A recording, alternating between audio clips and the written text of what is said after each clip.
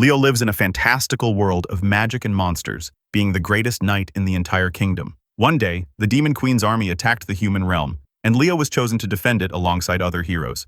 Leo was a master of countless abilities: swordsman, archer, mage, and more, almost like a one-man army. He was so powerful that the entire demon army trembled at the sound of his name. However, his teammates were basically useless, and Leo ended up carrying everyone during battles. The archer was terrible at close combat, the swordsman could barely cut a tomato, and the mage, well, he only knew how to heal. Tired of it all, Leo, like a true Chad, decided to abandon the group, believing he could defeat the entire demon army by himself. He started by destroying small enemy troops on his own, which led the Demon Queen Echidna to send her 4 elite generals to hunt him down. The first of them was Edvard, a half-dragon with tough scales and overwhelming strength. Leo might have struggled if it were a pure sword fight, but Edvard was naive and didn't understand complex strategies, so Leo used magic to neutralize him and defeated him quickly. Next, Leo faced a Gothic assassin named Marinus, known for her speed and stealth, which earned her a place among the elite. They fought inside a church, where Myrnis attacked relentlessly, inflicting some damage, but while defending himself, Leo recited an aria spell, destroying the entire church and defeating Myrnis in one go. The next challenge was Lily, a wolf girl who had lost her memory after hitting her head on a post. While searching for Leo, they met under a tree on a rainy day, and Leo, feeling pity for her, took care of the girl. One day, after tripping, she regained her memories and immediately tried to attack him. However, Leo defeated her easily, which made Lily fall in love with his personality. Finally, he faced Shutina, a powerful mage. Leo used a high-level anti-magic barrier, rendering Shutina's powers useless. With no other option, she was forced to fight him physically, but since she was extremely weak in that area, she was defeated effortlessly. After defeating the 4 generals, only the Demon Queen Echidna remained, who transformed into a colossal monster to face him. The battle was intense, but Leo refused to kill her, realizing she wasn't truly evil. During the invasion, he had seen her stop her army from causing unnecessary destruction. After single-handedly destroying the entire demon army, Leo returned to the kingdom expecting to be welcomed as a hero. However, he was met with coldness and fear. One day he was summoned by the king, who acknowledged his contribution in defeating the Demon Queen's army but, pressured by the people, decided to exile him. Betrayed and disillusioned, Leo began living as a beggar, and over time, he developed a deep resentment toward humanity. One day, he overheard people saying that the Demon Queen Echidna was trying to rebuild her army. Although he was still weak, that made him reflect, and he decided that if the world wanted to destroy him, he would destroy the world first. Determined to join the Queen's army, Leo went to the Demon Queen's castle and presented himself to Echidna and her generals. She was surprised to see him there, and Leo explained that he wanted to give a presentation about his past achievements, his combat and strategy experience, and how he had defeated her entire army alone. He felt confident he'd get the job, but Echidna immediately dismissed him. Shocked, Leo tried to persuade her again, showing more charts and explaining that he was willing to work hard to make up for her losses. Echidna, still suspicious, hesitated. The Demon Queen, losing patience with Leo, began raining fireballs down on him, driving him out of her hall. Before leaving the castle, however, Leo managed to convince the 4 elite generals to talk with him. After many attempts, he persuaded them to give him a chance to help the demons conquer the world. The generals finally granted him that opportunity, but asked him to keep a low profile so Echidna wouldn't find out about the deal. The next morning, Leo met with Shutina, one of the generals, who was overwhelmed with work since he had destroyed their army. She handed him a list of tasks so long it looked like an endless list of excuses girls give to avoid going out. Impressed, he asked why Shutina didn't delegate some of the work, and she explained that her perfectionism wouldn't allow it. She'd end up supervising everyone anyway, which would only make her workload heavier. One of the tasks was to keep the castle's mana reserves full to ensure proper operation. Shutina said only she could handle that because the reserves were tuned to the frequency of her own magic, and a change in frequency could cause the reservoir to explode. With a confident smile, Leo said he could match his magic frequency to hers. Aware of Leo's abilities, Shutina allowed him to try. Leo put on a black suit of armor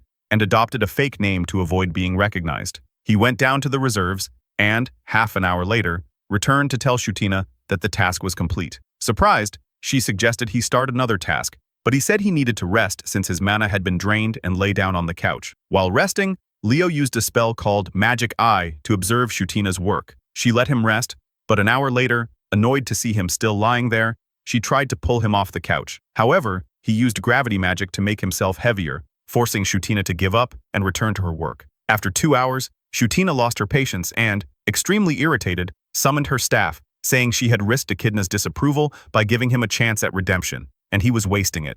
With a frightened expression, Leo tried to calm her down, but she wouldn't listen anymore. At that moment, a white-haired girl entered the room and announced she had just refilled the mana reserves. Confused, Shutina asked what was going on, and Leo explained that during the 30 minutes he'd been away, he had gone to the forge and crafted a special pendant that automatically adjusted the wearer's magic frequency to match hers. He handed the pendant to the girl, who completed the task safely. Leo explained that thanks to the pendant, Shutina no longer needed to worry about maintaining the mana reserves herself. He then revealed that while resting, he had been devising a new work plan, separating the tasks that only Shutina could perform from those that could be delegated. Moved, Shutina apologized for calling him lazy when, in fact, he had been trying to make her job easier.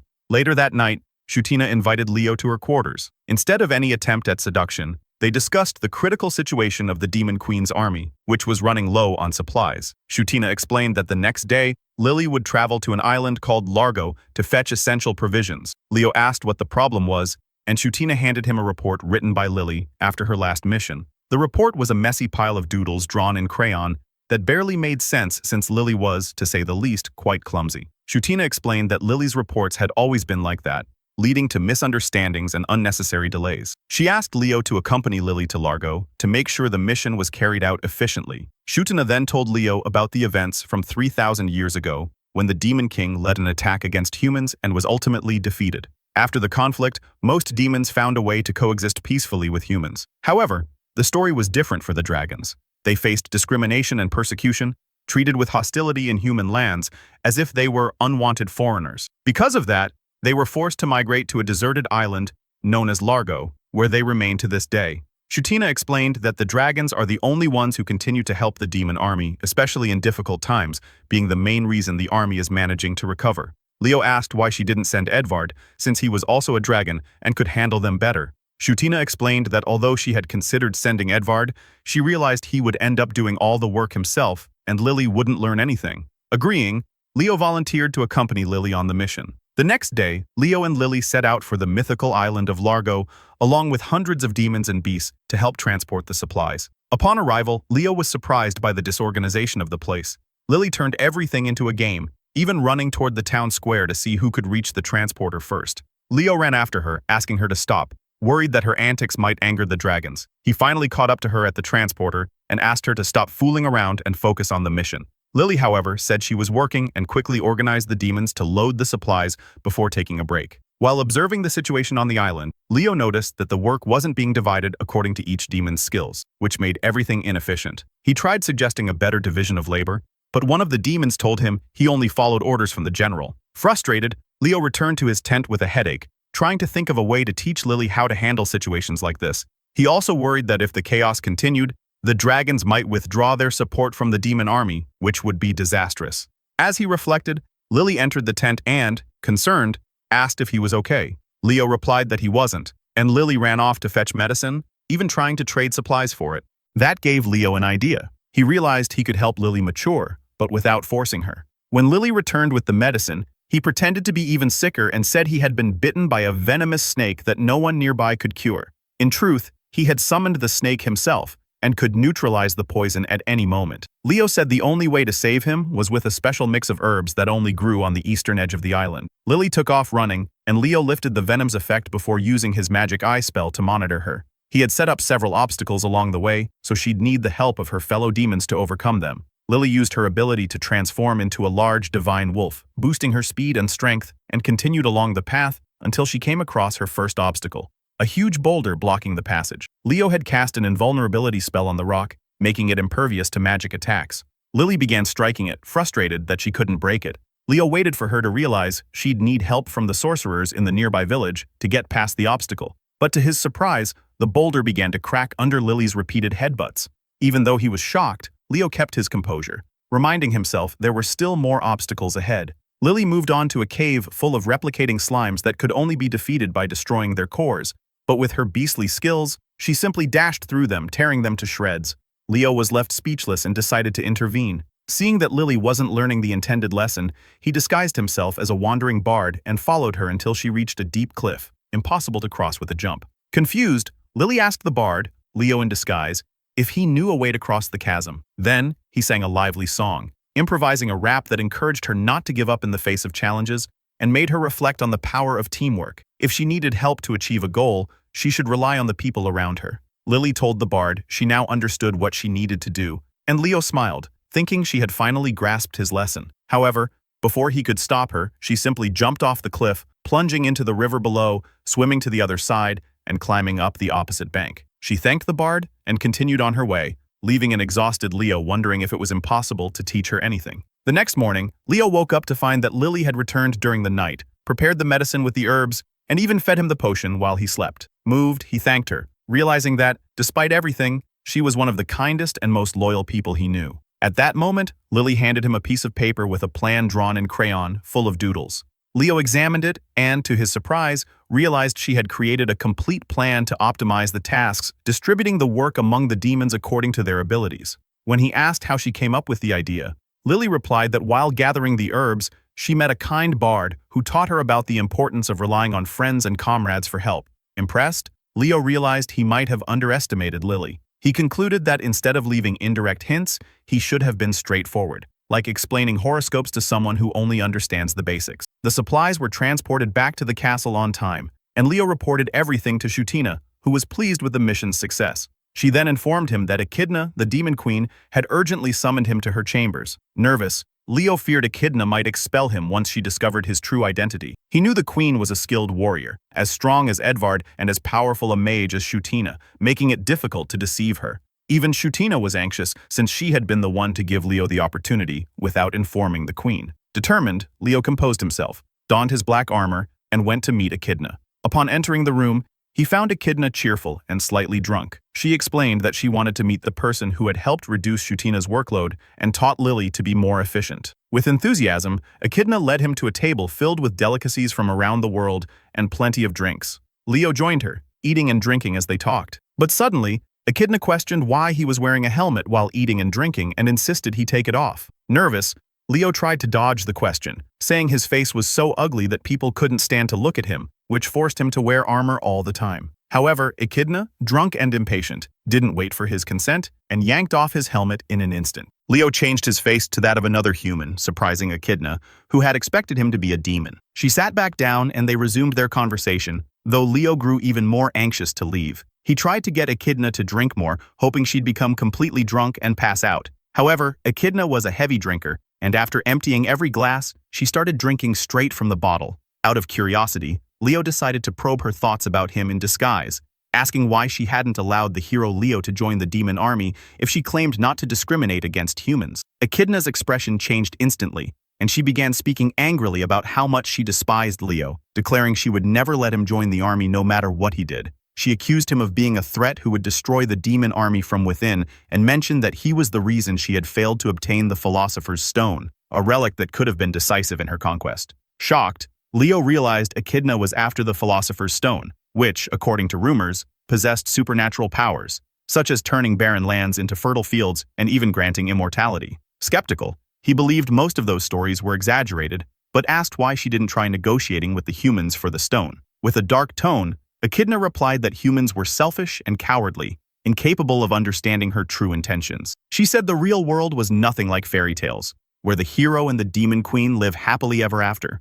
Leo grew curious about Echidna's reasons for wanting the Philosopher's Stone, since she didn't seem like someone obsessed with immortality or wealth. Echidna then explained that the demon world was a terrible place to live. There was no sunlight, the water was toxic, the land was barren, and the air was poisonous. On top of that, the demon clans were constantly at war, causing bloodshed without reason. She wished to use the Philosopher's Stone to turn the demon world into a habitable and dignified place for its inhabitants. Moved by Echidna's noble goal, Leo felt he could no longer hide his true identity. After seeing her sincerity, just as he was about to reveal who he really was, Lily and Shutina burst into the room in a panic, warning that Generals Edvard and Myrnes had gone missing. Echidna was stunned, and the two handed her the letters the generals had left behind. Myrnes wrote that he was leaving on a journey and asked that no one come looking for him. Edvard, on the other hand, said he felt like a failure and was leaving to end his own life. Leo suggested to Echidna that he should go after Myrnes while they tried to intercept Edvard.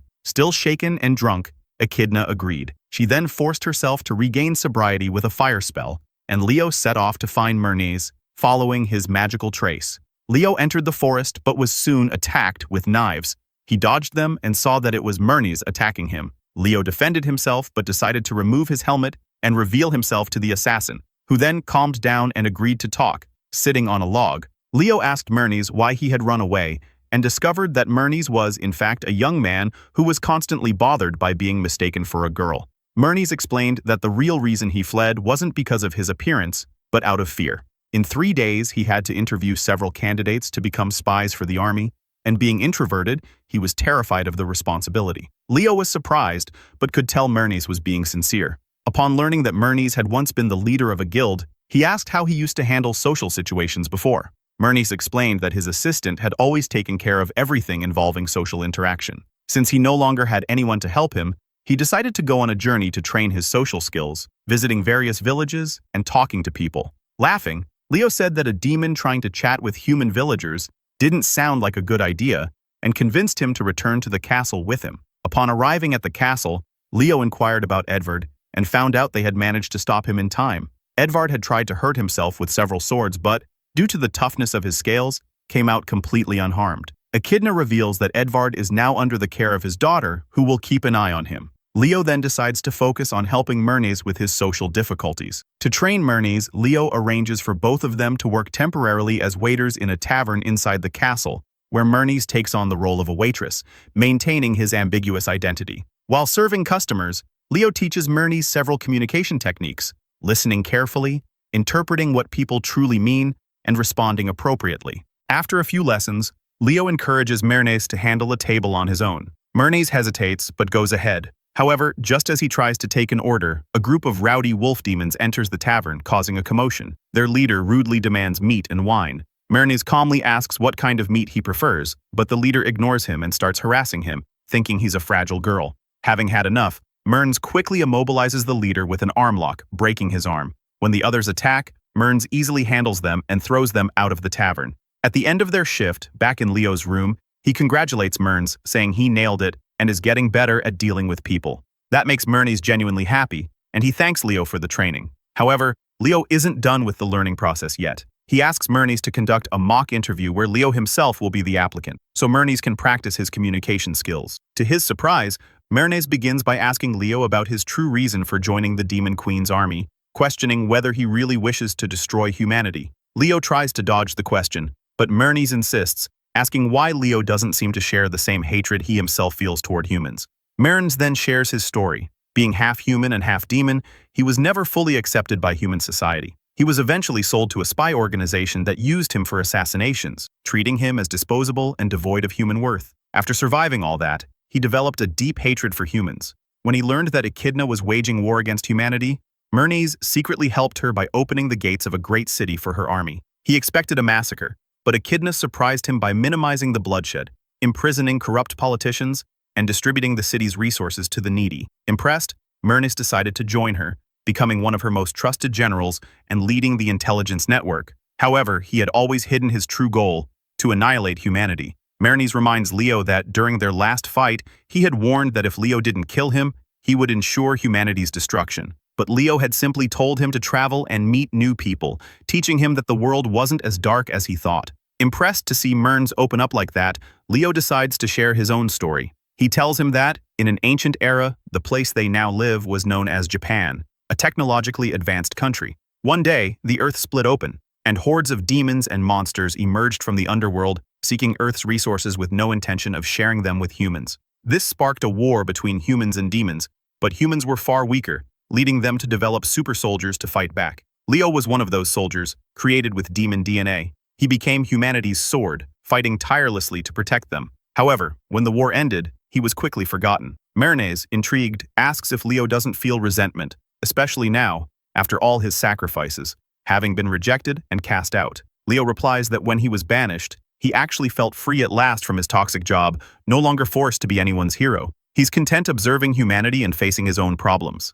Myrnes is astonished to learn that Leo has protected humanity for over 1,000 years, realizing that Leo was also the mysterious sage who defeated the former demon king a century ago. Overwhelmed by so many revelations, Myrnes decides to end the day and goes to sleep. The next day, Leo is summoned by Echidna, who shows him a letter from Edvard explaining his decision to step down as general. Recently, he had tried training his troops against a chimera, one of the most dangerous monsters. Seeing his soldiers' fear, Edvard began calling them snowflakes, and mocking how he used to deal with such beasts with one hand behind his back in his youth. In the end, Edvard took the blame for the troops' lack of preparation and passed the title of general to his daughter, Dionette. Echidna asks Leo if he's overwhelmed by all these duties. Leo replies that he'll handle the problem on his own and ask for help if needed. With that, he sets out to find Edvard's daughter, ready to face yet another challenge in the demon army. Leo speaks with Dionette, who explains that the problem lies in the way her father views the soldiers. He expects everyone to be as strong as he is, something impossible.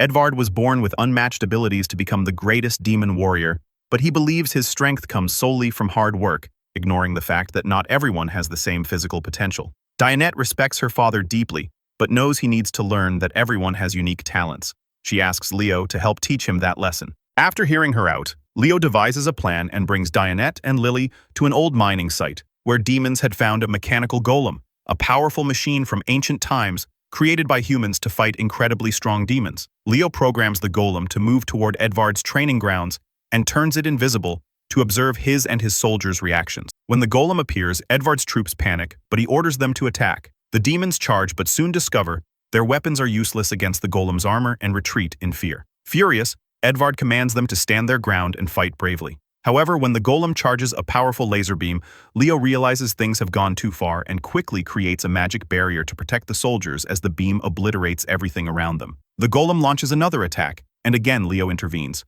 But this time, all the soldiers flee, leaving Edvard alone. Determined, Edvard runs toward the golem, but Leo shouts for him to duck, saving him from a fatal strike. Edvard keeps fighting but injures his shoulder while dodging another attack. Leo tries to guide him, but his instructions are too complex, leaving the warrior confused. Leo calls him an idiot sandwich and explains that no one there knows how to deal with the golem because they've never faced one before, something he wanted Edvard to realize. Leo instructs Edvard to strike the golem's blades from the sides to break them, and Dionette, standing beside him, suggests attacking the torso where the machine's weak point is. Edvard follows their advice and disables the golem. However, the machine emits a strange sound, which Leo recognizes as a call for reinforcements. Soon, 3 more golems emerge from nearby caves, but, anticipating this, Echidna had already positioned herself in those caves and destroys the machines with fire magic, reducing them to rubble. After the battle, Leo explains to Edvard that he needs to teach his soldiers the basics.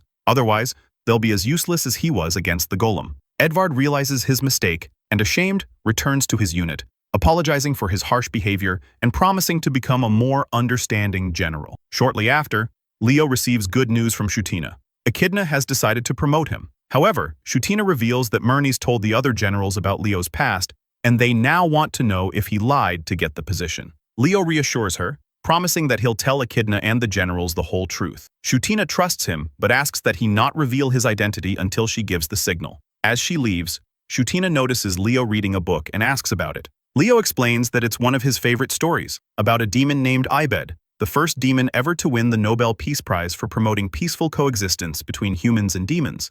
Shutina mentions that even Echidna likes that book, which makes her even more hesitant about Leo's revelation. Leo then recalls when he met the real Ibed during the first war between humans and demons. Ibed, who looked far less impressive than described in the book, declared that he wasn't there to fight, but to escape the constant wars in the demon world. He told Leo that the Demon King had accidentally opened a portal to the human realm, and Ibed, curious, took the opportunity to explore a more peaceful land. Fascinated by Ibed's perspective, Leo listened to his stories and observations, learning about the struggles of the demon world under chaotic leadership and how Earth seemed like a haven of peace.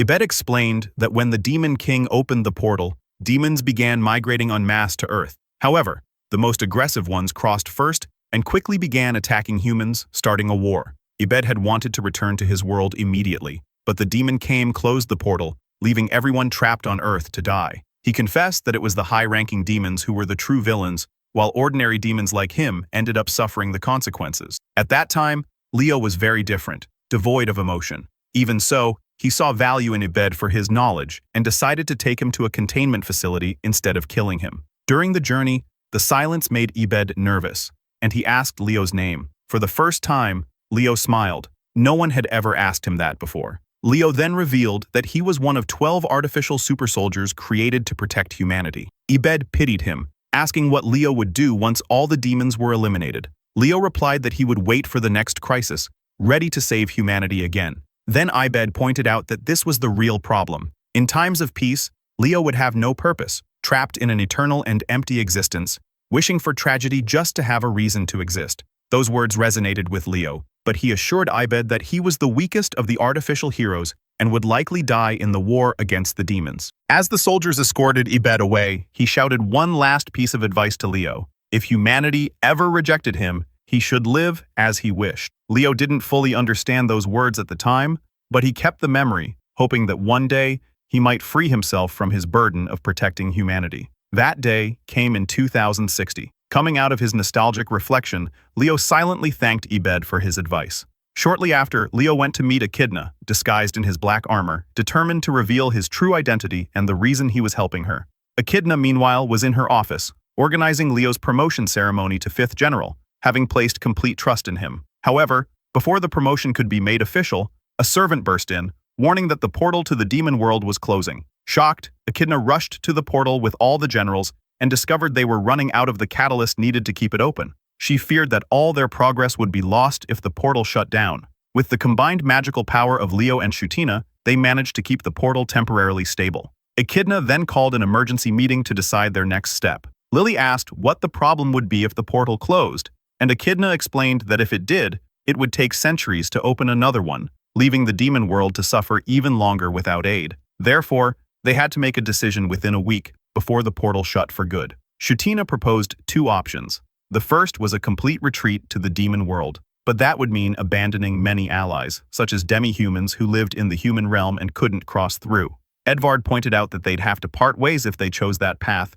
but Lily, who had recently grown close to many soldiers, didn't want such a separation. The second option, according to Shutina, was to attack the human capital and try to seize the Philosopher's Stone, a powerful artifact that could help keep the portal open and even transform the demon world into a livable place. However, everyone hesitated, since the demon army was weak, and even ordinary humans could defeat them in their current state. Echidna still believed Leo was an ally of humanity, and the thought of facing him again made her tremble. She asked the disguised Leo if he had ever met the human hero, and he replied that he had only heard stories about him. Echidna then confessed that she had faced Leo personally and been defeated even after using all her power, describing him as an absolute monster. She declared that although she didn't fear her own death, she refused to lead her soldiers into a massacre. Faced with that, Echidna decided to choose the first option, to return to the demon world and disband the army. She announced that both she and Shutina would have to return, leaving everyone stunned. Lily tried to tell her that Leo was now on their side, but Shutina stopped her from revealing the secret. Misinterpreting Echidna's hesitation as an attempt to avoid objections, Echidna walked to the window and, her voice trembling, thanked her loyal generals for staying by her side until the end, holding back tears as she prepared for the inevitable return to the demon realm. Echidna declared that she needed to find an alternative way to make the demon world prosperous, because returning without any real change would be meaningless. She recalled how she had always dreamed of using the Philosopher's Stone to turn the demon realm into a habitable world and had worked tirelessly to achieve that dream. But now, all that remained was despair and frustration. At that moment, Leo removed his helmet and revealed the truth to Echidna. He explained that the Philosopher's Stone wasn't a magical object capable of granting wishes, but a relic from a technologically advanced era that used a micro-black hole to generate infinite energy. Leo said that no one truly knew how to use the Philosopher's Stone, but there existed a lost manual containing all the instructions. Both humans and demons had searched for that manual for ages, without success. Leo approached Echidna, and without letting her see his face, said that although forming an alliance with humans to find the manual would be difficult, it was the only way to achieve lasting peace. He then revealed that there were 2 Philosopher's Stones in the human world, and Echidna needed only one. Hope flickered in her eyes. Leo then asked her to turn around, and when she saw his face, Echidna froze. Leo snapped his fingers and dismissed the rest of his armor, finally revealing that he was the famous Black Knight. He apologized for deceiving her, explaining that it had been the only way to judge whether the Demon Queen was worthy of possessing the Philosopher's Stone. He said that if he had found her unworthy, he would have left immediately, but after meeting her and understanding her motives, he believed Echidna had the potential to bring peace and prosperity to the demon world and maintain harmony with humans. Echidna, stunned, took a moment to process the revelation, as if her mind were running on outdated software. When she finally understood, she began laughing hysterically, admitting she had been fooled. Leo teased her, saying she needed to update her system to keep up with him, but she ignored him and unleashed a powerful fire spell. Leo dodged and, in a playful tone, taunted her, saying she needed to learn new tricks because he was getting bored of that predictable attack. Seeing the situation escalate, the generals intervened, insisting that Leo had truly helped them, especially Lily and Shutina. Even Edvard and Myrnis agreed, and after much persuasion, Echidna finally calmed down and decided to hear Leo out. He told her that the second Philosopher's Stone was hidden in the nearby mountains, and that a powerful guardian protected it. Knowing Leo rarely exaggerated, Echidna grew concerned about the challenge, but her generals affirmed that they could face anything with teamwork. Leo then led Echidna and the 4 generals to the snow-covered mountains. During the journey, Echidna still hesitated to trust Leo completely and questioned him. He reaffirmed the stone's location, and the two exchanged playful remarks. Lily, shivering from the cold, was warmed by Shutina's magic, while Leo pointed to the peak, saying, "That's where the Philosopher's Stone was hidden." When they reached the summit, Leo told Echidna that the Philosopher's Stone had been his life's project for many years. He wanted the demons, after obtaining the stone, to negotiate peace with the humans and work together to find the manual that explained how to use it properly. Echidna admitted that for a long time she had believed true peace between humans and demons was impossible. But now, thanks to Leo, she had a new perspective. Leo reminded her that achieving peace wouldn't be easy, and Echidna, resolute, declared that she would do whatever it took. As the strongest demon queen in history, Leo praised her determination, but Echidna noticed a melancholy look in his eyes. Leo quickly returned to his teasing tone, saying that even the strongest demon queen was still no match for him. That sparked a playful snowball fight between the two, making the generals smile as they watched their camaraderie. During their conversation, Echidna asked how Leo knew so much about the mechanical civilization that had existed over 3,000 years ago, when demons first invaded the human world. Leo simply replied that he had been born in that era, leaving Echidna stunned. Leo then revealed that he was an artificial bio-warrior created specifically to combat demons. He explained that his specialty was the ability to continuously evolve to face ever greater challenges, making his existence a constant cycle of battle and adaptation. As long as he existed, he could never escape it. Leo declared that if humanity no longer needed him, he would create enough chaos to make them reconsider. He challenged Echidna and her generals to prove their worth, saying that if they wanted the Philosopher's Stone and peace for both worlds, they would have to defeat him. His cold, emotionless expression left everyone shaken. Echidna remembered the stories she had heard as a child about the hero who defeated demon kings, a warrior so powerful that bards described him as unbeatable. When she was a child, she used to think the hero was just a human, and that if she ever faced him, she would put him in his place. But now, standing before the real Leo, she realized he had become a formidable threat, something she had never imagined. As Echidna tried to understand his intentions, Leo attacked with relentless ferocity. He pressed her with a barrage of devastating blows, forcing her to retreat and shattering the rocks around them. Desperate, Echidna asked what had driven him to this point, but he answered cryptically, saying his purpose had been betrayed and that for once, he deserved to be the one bringing destruction. Lily barely dodged an attack aimed at her as Echidna shouted, demanding to know why Leo would destroy what he had always protected. Leo laughed darkly and replied that after thousands of years keeping the world safe, he had earned the right to occasionally become the force of destruction himself. Echidna tried to stop him, but he pushed her back with a wave of energy, throwing her off balance. When Leo moved in for another strike, Edvard intervened, blocking the attack and trying to awaken Leo's sense of reason. Shutina also pleaded with him to return to his true self, but Leo remained unmoved, brushing Edvard aside and nearly killing him in the process. Shutina acted quickly, casting a powerful containment spell and trapping Leo inside a magical cage. She compressed the cage to immobilize him, but Leo's overwhelming strength allowed him to break free. He then attacked Edvard, launching him across the field with a crushing kick. Turning toward Shutina, Leo challenged her to fight seriously, declaring that if she truly wanted the Philosopher's Stone, she would have to kill him. Saddened, Shutina asked whether all the promises he made and the friendship they shared had been a lie. Leo, expressionless, replied coldly that if they didn't kill him, everyone would die. He unleashed dozens of magical arrows toward Shutina, but Edvard jumped in front of her, taking the blows and suffering severe injuries. Amid the chaos, Echidna intervened, trying to push him back, but Leo kept advancing, striking harder and harder. He shouted that he was sick of his endless existence and his ability to grow infinitely stronger, a curse that condemned him to a life without meaning, destined only to save the world again and again. With every blow, Leo made it clear that even though he no longer wanted to be a hero, his internal programming wouldn't let him escape that fate. He accused humanity of rejecting his purpose, but never granting him the freedom to choose another path. Echidna realized that Leo was deeply tormented, trapped between his imposed duty and his longing for freedom, and that the only way to achieve peace and save both humans and demons was to heal the inner pain consuming him. Determined, Echidna and her generals prepared to face Leo in one final, decisive battle, knowing that to obtain the Philosopher's Stone and fulfill their dreams, they would have to fight the very hero who was created to protect them. In a moment of fury and despair, Leo summoned thousands of magic arrows in the sky, declaring his hatred for everyone and vowing to destroy both the human and demon realms. With a motion of his hand, he released the arrows,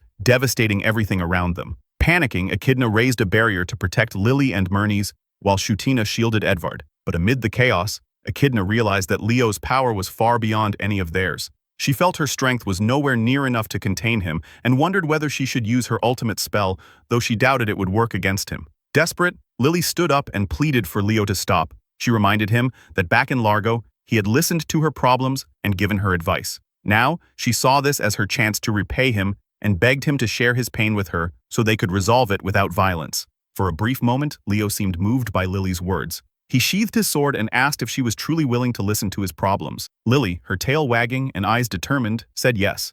Then Leo revealed, in a cold voice, that his biggest problem was that the heroes he had chosen were too weak to stop him. Immediately after, he fired 2 magic arrows at Lily, catching everyone off guard. Echidna lost her temper and shouted at Leo, declaring that he was no longer a hero. No hero would attack a defenseless opponent. She charged at him, and their clash sent shockwaves through the air. Meanwhile, Shutina chanted a high-level spell and fired a lightning arrow straight at Leo. He took the hit, but to everyone's horror, emerged unscathed. Leo roared, goading them to fight harder if they wanted to defeat him, because he would only stop if they truly intended to kill him. Struggling to his feet, Edvard felt the weight of Leo's words. He thanked the former hero for teaching him the importance of recognizing others' weaknesses, and said that Leo would always be a true friend and mentor to him. Leo asked if Edvard still felt that way, and the dragon proudly said yes. But precisely because of that, he would do whatever it took to stop him. Activating his dragon blood ability, Edvard covered his body in hardened scales and sprouted wings, flying toward Leo with fierce determination. He attacked with a mighty strike followed by a blast of fire, but Leo easily dodged. Edvard launched another blow, but Leo caught his sword with his bare hands and froze it,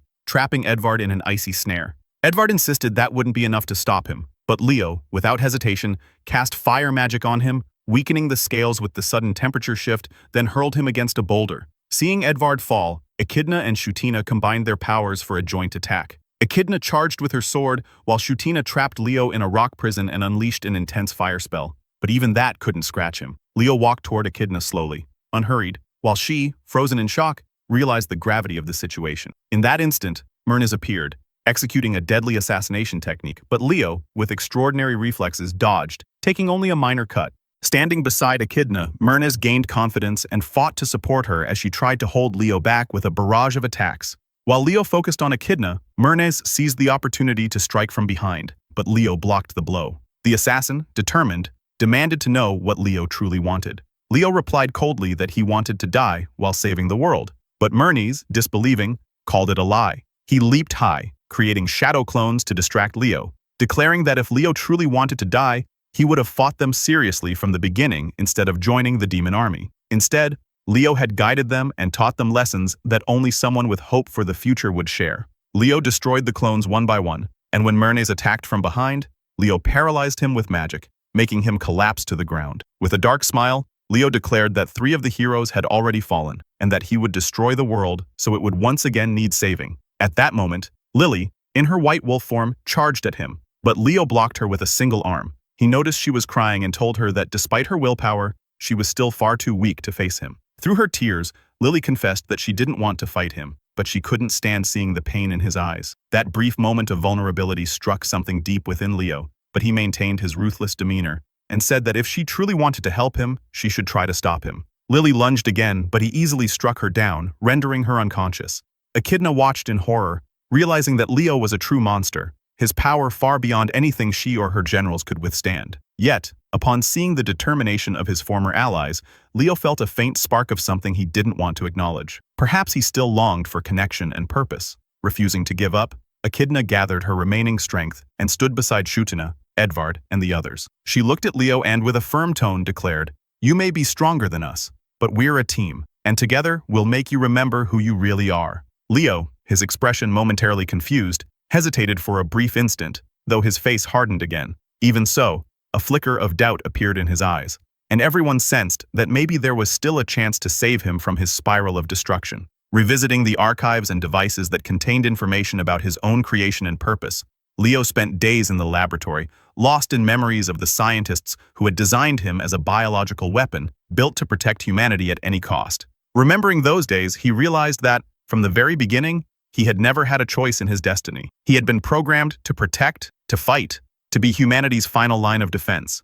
But now, that function had become a curse. As he reflected on his past, Leo understood that with the world at peace, he had become nothing more than a being without purpose, condemned to wander the earth in search of meaning. The feeling of uselessness consumed him, and the lack of purpose had turned him into a bitter soul, subconsciously wishing the world were in constant peril so that he might have a reason to exist. Yet that longing for chaos had driven him to extremes. He had begun to consider becoming the threat himself to justify his own existence. Back in the present, under the effect of Echidna's spell, those memories hit him with overwhelming force, and he realized how much his mind had been twisted over the centuries. He looked at Echidna and the generals around her, who still struggled to stand firm, ready to keep fighting. The determination shining in Echidna's eyes made Leo see in her the kind of leader he could never be, someone who, despite her immense power, genuinely cared for the well-being of others and sought to bring true peace, not just for her own people, but for everyone. Exhausted but resolute, Echidna stepped closer to Leo and,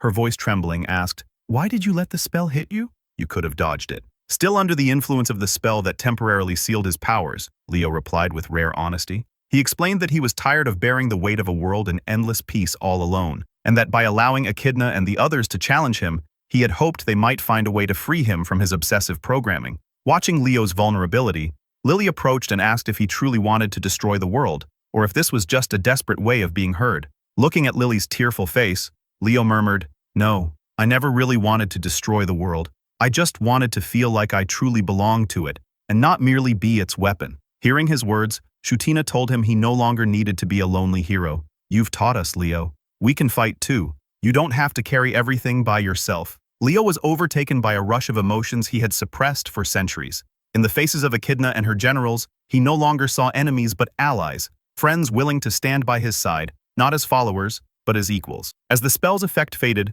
Leo slowly rose to his feet, feeling his strength return. Echidna, surprised but relieved, smiled and extended her hand to him as a sign of trust and respect. Finally accepting his vulnerability and the possibility of finding a new purpose, Leo promised to use his power not to destroy, but to help build a future where humans and demons could coexist in harmony. And so, the hero who once fought against everyone now stood beside those who dared to challenge him, forming a new alliance of hope, strength, and true friendship. Experiencing what it meant to fight alongside them, Leo, his smile faint, but his eyes shining with nostalgia, said that not only had he enjoyed it, but that these moments with them were the most precious of his long life.